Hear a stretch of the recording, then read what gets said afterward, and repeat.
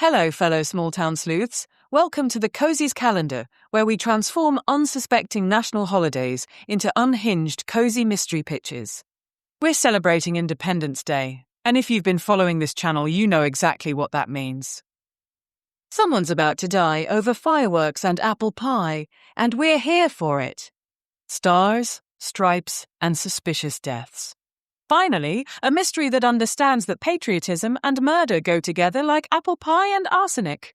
Warning: contains dangerously patriotic citizens, explosive barbecue incidents, and enough red, white, and blue carnage to make Uncle Sam weep star-spangled tears. When the annual Freedom Festival's apple pie contest turns deadly, amateur sleuth Martha Washington, yes, that's her real name, and yes, she's tired of the jokes, discovers that small-town Independence Day celebrations are just elaborate murder plots with better decorations. Someone's been stirring up more than just potato salad, and now the pie queen is face down in her own apple filling, proving once again that the only thing more dangerous than fireworks is a baker with a grudge and access to kitchen utensils. Classic cozy mystery elements include: one victim found in ironically patriotic circumstances. 6 suspects, with 4th of July-themed motives that make perfect sense if you squint. Multiple red herrings involving stolen recipes and Revolutionary War reenactment drama. An amateur sleuth whose name makes everyone assume she's historically qualified to solve murders. At least 27 patriotic puns that will make you question democracy itself. A reveal scene during the fireworks display that no one wants to miss. Perfect for readers who believe that any gathering involving apple pie, competitive baking, and people wearing tricorn hats unironically is basically asking for a star-spangled homicide. Sparklers and scandals. This mystery explodes with more twists than a Catherine wheel and twice as much deadly drama. Warning: contains explosive personalities, dangerous pyrotechnics, and enough sparks to ignite both romance and homicide in equal measure. When the annual 4th of July fireworks competition aboard the scenic Holiday Express train turns deadly, amateur sleuth and reluctant train employee Cassie Vane discovers that some passengers are more combustible than the fireworks themselves. The victim, celebrity judge Max Sparkworth, found dead in his luxury compartment with a Roman candle protruding from his chest. Max had been everything Cassie expected from someone whose bio boasted about being celebrity judge known for exacting standards, which was to say, completely insufferable. But now he's insufferably dead, and someone aboard this train decided his final critique would be written in gunpowder and spite. What's included in this explosive ride? A dead celebrity judge who literally went out with a bang. Train passengers hiding secrets. More dangerous than unstable fireworks. Murder committed with festival pyrotechnics, because normal weapons are so boring. Motives that range from professional sabotage to personal vendettas involving scorched reputations. An investigation conducted at 60 miles per hour with no escape route for the killer. Enough red herrings to fill a fireworks warehouse, plus actual exploding evidence. Perfect for readers who believe that any train ride competition involving explosives and fragile artistic egos is basically a mobile murder scene with scenic views.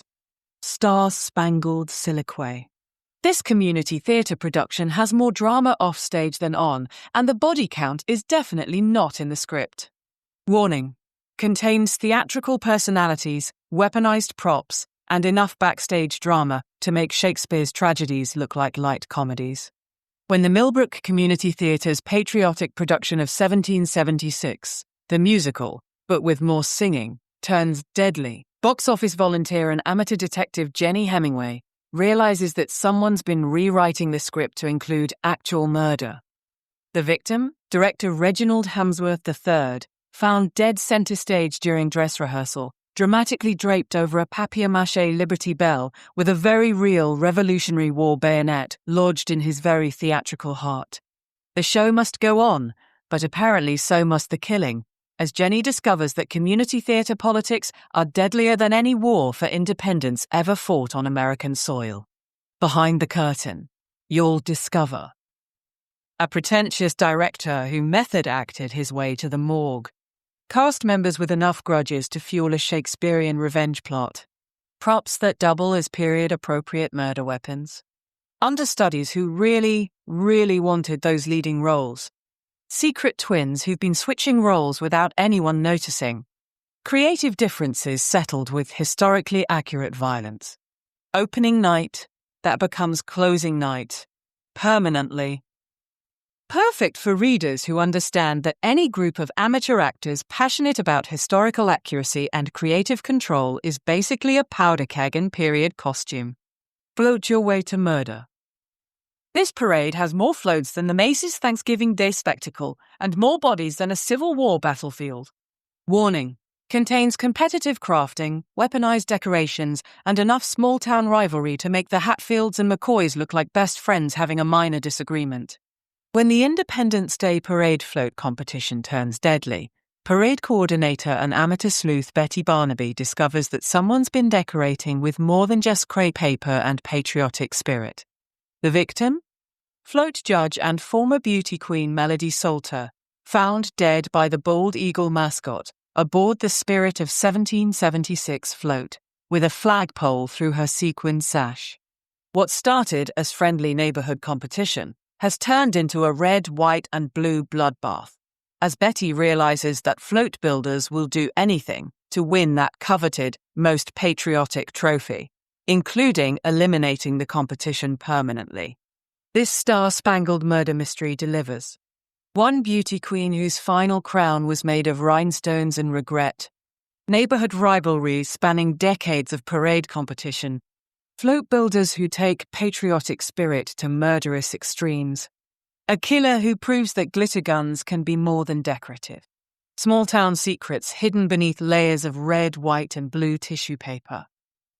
Perfect for readers who believe that any community event involving glitter guns, tissue paper flowers, and people willing to wake up at 4 a.m. to attach streamers to moving vehicles is basically asking for a creatively decorated crime scene. Liberty, death, and the pursuit of witnesses. Who knew that Revolutionary War reenactors were basically just serial killers with historically accurate costumes? Warning.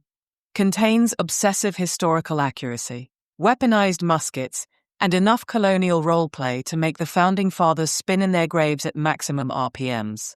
When the town's 4th of July Revolutionary War reenactment goes horrifically wrong, librarian and reluctant detective Sarah Adams realizes that someone's been taking live by the sword, die by the sword, a little too literally. The victim? Colonel William Redcoat Thompson, found with a very real bayonet through his very fake uniform, clutching a musket ball that definitely wasn't used in any historical battle, unless George Washington was moonlighting as a hitman. This historically inaccurate murder includes one dead reenactor who took method acting way too seriously, permanently, multiple suspects with motives involving historical nitpicking and costume authenticity feuds, a murder weapon disguised as a museum piece, because of course it is. Small-town Revolutionary War politics that make actual 1776 look peaceful. An amateur sleuth who becomes an expert in forensic colonial history overnight.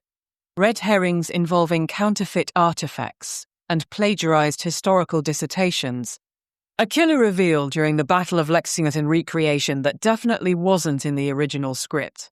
Perfect for readers who understand that any event involving people passionate about 250-year-old military tactics is basically a powder keg waiting to explode. Literally. Finally, our last creation, Barbecued and Bewildered. This book grills suspects better than Uncle Bub grills his famous rips before he died mysteriously at last year's barbecue. Warning. Contains explosive propane incidents, suspicious sauce recipes, and enough backyard drama to make neighborhood watch groups actually useful for once. When the 4th of July block party barbecue cook-off turns into a literal roast, food blogger and amateur detective Lucy Sparks discovers that someone's been serving up more than just questionable potato salad. The victim? Grill Master Supreme Randy the Butcher Patterson, found face down in his own signature dry rub with a meat thermometer stuck where thermometers definitely shouldn't go, proving that competitive barbecuing is just murder with better seasoning. This well-done mystery features One grill master who got more flame-broiled than his famous brisket. Suspects with motives involving secret sauce theft and territorial grilling disputes. A murder weapon disguised as essential barbecuing equipment. Naturally. Neighborhood politics that revolve entirely around who has the best smoker. An amateur sleuth who becomes a forensic barbecue expert, because that's apparently necessary. Multiple scenes of people eating evidence while discussing murder, because priorities. A killer reveal during the fireworks finale that literally goes out with a bang. This cozy mystery is perfect for readers who believe that any community event involving fire, meat, and competitive cooking is basically a murder scene with better appetizers and patriotic music. Reviews are in. I bought the entire holiday murder series, and now I'm afraid to attend any community events. My neighborhood book club has been eyeing me suspiciously ever since I mentioned these books, but joke's on them. I've learned all their murder tells from reading cozy mysteries. 11 out of 10 would recommend for developing healthy paranoia about festive gatherings. That was Linda Kay, verified purchaser and newly suspicious community member. I think we've done enough cozy killing for one day. Have a safe Independence Day and steer clear of grill masters with secret family techniques and historical reenactors who won't break character.